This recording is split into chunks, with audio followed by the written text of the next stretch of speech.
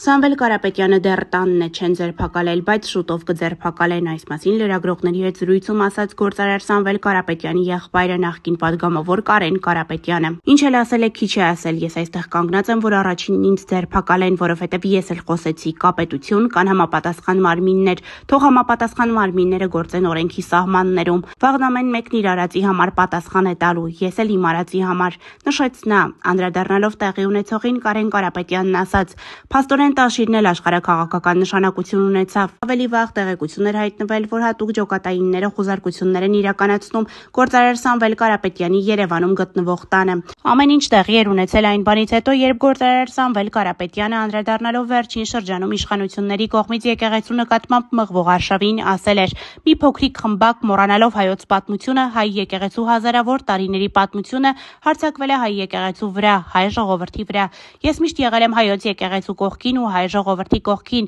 Եթե քաղաքական գործիչներին չհաջողվի, ապա մենք մեր ձևով ենք միջամտնելու եկեղեցու դեմ արշավին»։ Հարցազրույցի տարածումից րոպեներ անց Նիկոլ Փաշինյանը գրառում կատարեց. «Պոռնկաբարո հոգևորականներն ու նրանց պոռնկաբարով բարեգործներն ինչու են ակտիվացել։ Ոչինչ նորից կպասիվացնենք, ընդ որում ընդմիշտ»։